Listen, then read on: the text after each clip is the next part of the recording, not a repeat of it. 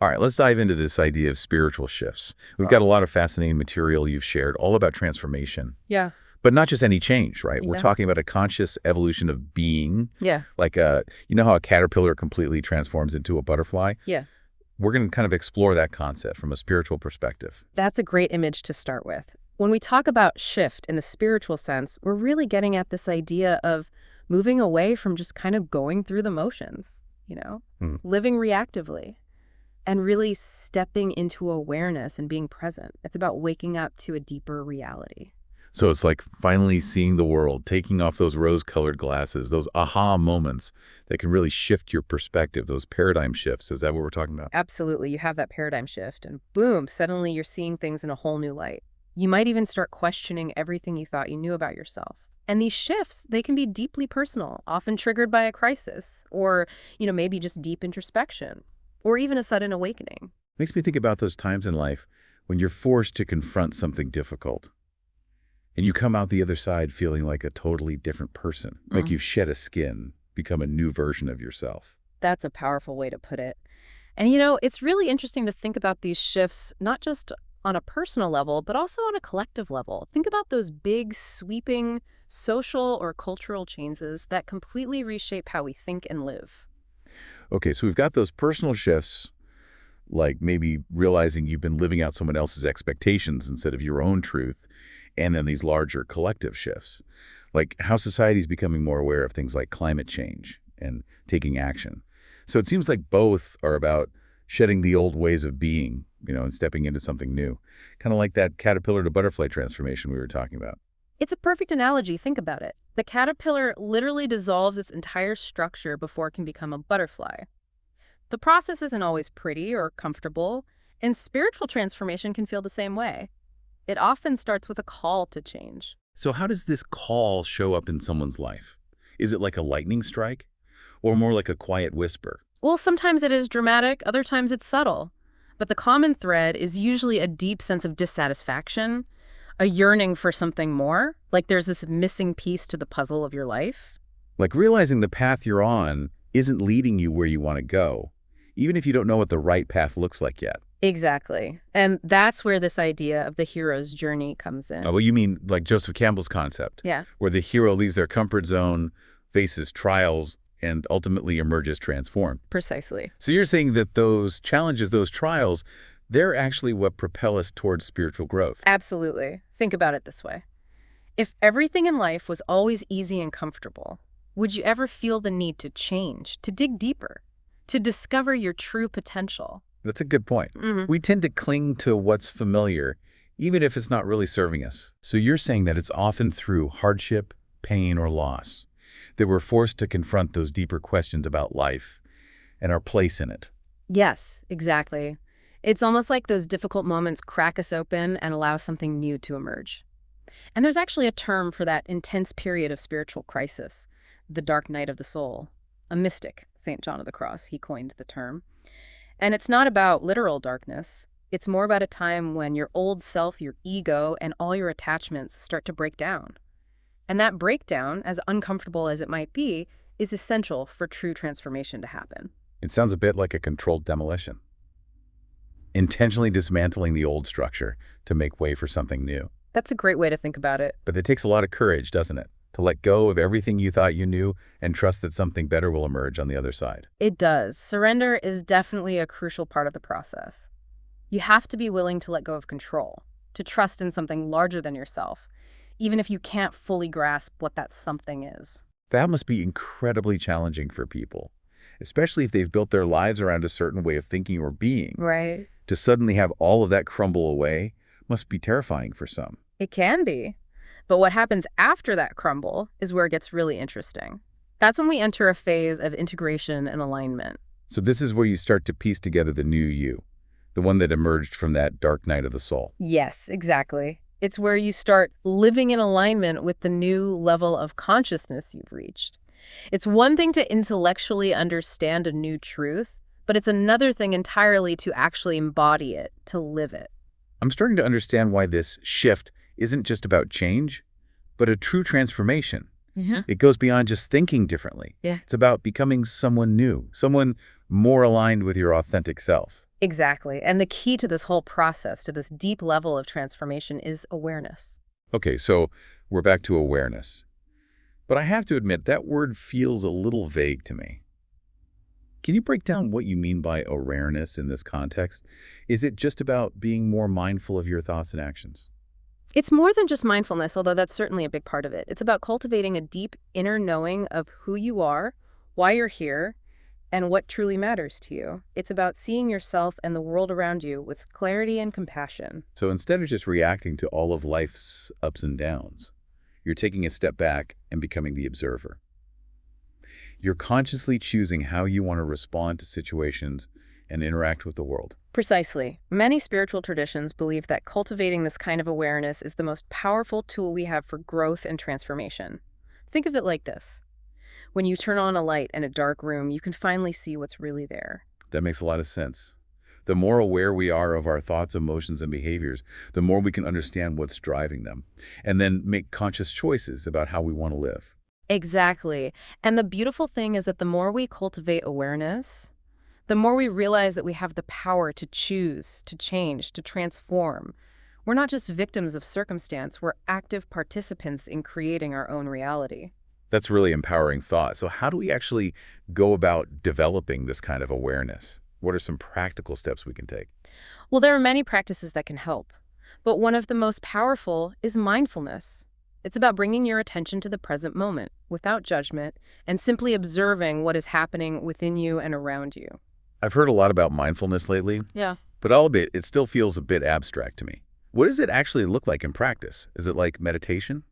Meditation is definitely a wonderful tool for cultivating mindfulness, but it's not the only way. You can practice mindfulness in everyday life by doing simple things like focusing on your breath, paying attention to the sensations of your body, or noticing the sights and sounds around you. So it's about really being present in each moment, instead of letting your mind wander to the past or worry about the future. Exactly. And the more you practice mindfulness, the more you'll start to notice the patterns of your mind. You'll become aware of the thoughts and emotions that tend to dominate your experience, and you'll start to see how they influence your actions and reactions. Sounds like this awareness is really the foundation for making any real changes in our lives. It is. Yeah. And this brings us to a really fascinating concept that illustrates the power of this shift in awareness: quantum shifts. Quantum shifts. Okay, I have to admit, that sounds a bit intimidating. Is this where things start to get really complex? It might sound complex, but it's actually a simple yet profound idea. It's based on the understanding that everything in the universe, including our thoughts and emotions, is made up of energy and vibration. So we're not just physical beings, but we're also energetic beings. Exactly. And when we experience a shift in consciousness, when we awaken to a new level of awareness, it actually changes our energetic vibration. I'm trying to wrap my head around this. So you're saying that simply by changing our thoughts and beliefs, we can actually change our energy. That's the idea. It's like tuning a radio to a different station. By shifting our focus, we can tune ourselves to a higher frequency, a frequency of love, joy, and peace.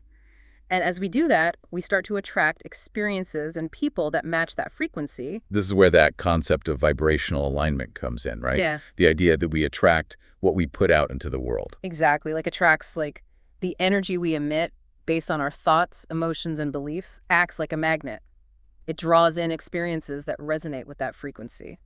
So if we're constantly focusing on negativity, fear, and lack, we're more likely to attract those kinds of experiences into our lives. Unfortunately, yes. But the good news is it works the other way around, too. When we cultivate positive thoughts, emotions, and beliefs, we attract more positivity, joy, and abundance. It's about consciously choosing the frequency we want to align with. This is incredibly fascinating.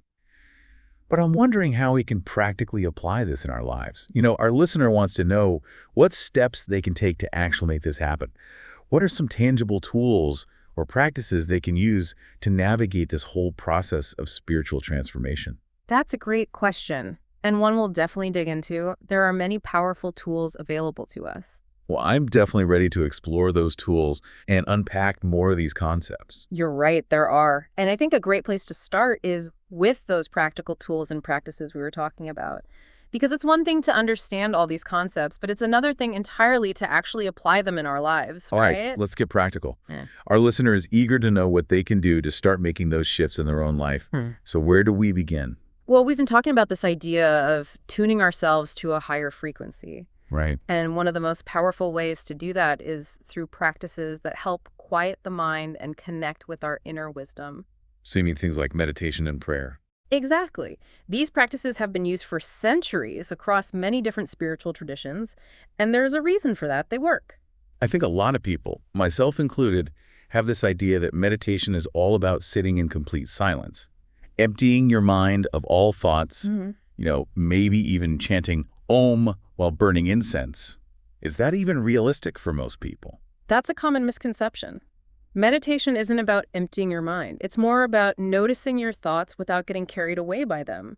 It's about creating a space between you and your thoughts, so you can observe them without judgment. So it's more about becoming aware of that constant chatter in your mind, rather than trying to shut it off completely. Exactly. And the beautiful thing is, as you practice meditation regularly, you'll find that you naturally become more mindful throughout the day, even when you're not formally meditating. Okay, so meditation is one tool. What about prayer? How does that fit into this picture of spiritual transformation? Prayer can be a really powerful way to connect with a higher power, whatever that means to you. It's about surrendering your worries and fears, asking for guidance and support, and expressing gratitude for the blessings in your life. So it's not just about asking for things, it's also about cultivating that sense of gratitude and connection. Absolutely. And for some people, prayer is a very personal, private practice. For others, it's something they do in community. There's no right or wrong way to pray as long as it comes from the heart. That makes sense. So we have meditation, we have prayer. Are there any other tools we can use to quiet the mind and tune into that higher frequency? Absolutely. Mindfulness, which we touched on earlier, is another incredibly powerful practice, and it's something you can do anytime, anywhere. Can you remind us what mindfulness actually looks like in everyday life? Give our listeners some specific examples they can relate to. Of course. It could be as simple as paying attention to your breath for a few minutes, noticing the sensations of your feet on the ground as you walk, or savoring each bite of food. It's about bringing your full awareness to whatever you're doing, even if it's something as mundane as washing the dishes. So it's about finding those moments of presence throughout the day, even in the midst of our busy lives. Exactly. And the more you practice mindfulness, the more you'll realize that those moments of presence are available to you all the time. It's about shifting your attention away from the constant chatter of the mind and tuning into the present moment. It sounds like a way to create more peace and stillness in our lives, Yeah, even when things around us feel chaotic. it is. Speaking of stillness, connecting with nature is another incredible tool for quieting the mind and tuning into that higher frequency. Oh, I love that. Just being out in nature, surrounded by trees, listening to the birds sing, it's instantly calming. There's a reason for that. Nature has a way of reminding us of the interconnectedness of all things. It helps us tap into a sense of awe and wonder, which can really shift our perspective and quiet the mind. I think it's easy to forget that we're part of something much larger than ourselves, Hmm. especially when we're so caught up in the hustle and bustle of daily life. Being in nature has a way of bringing us back to that truth. Exactly. And it's not just about being in nature, it's about consciously connecting with it. Feeling the sun on your skin, the wind in your hair, noticing the intricate details of a flower, engaging all of your senses and allowing yourself to be fully present in that moment. So it's about being mindful in nature, Mhm. not just physically present. Exactly. And this brings us to another important point. It's not just about the practices themselves, it's about the intention behind them. What do you mean by intention? Well, it's about approaching these practices with a clear purpose. What are you hoping to cultivate through meditation, prayer, or spending time in nature? Are you seeking peace, clarity, connection, or something else entirely? So it's not just about going through the motions. It's about setting an intention for what you want to experience or achieve through these practices. Exactly. And when you set an intention, it's like planting a seed. You're giving your subconscious mind something to focus on, and you're more likely to see results. That makes a lot of sense. Yeah. So we have all these tools and practices at our disposal. But I think it's important to acknowledge that this whole process of spiritual transformation can be challenging at times. It's not always a smooth upward trajectory. You're absolutely right. In fact, we talked earlier about the dark night of the soul, those periods of intense crisis and upheaval that often precede a breakthrough. Right, and I'm guessing those dark nights aren't exactly a walk in the park. How can our listener navigate those difficult times when they feel like they're being tested, challenged, or even broken down?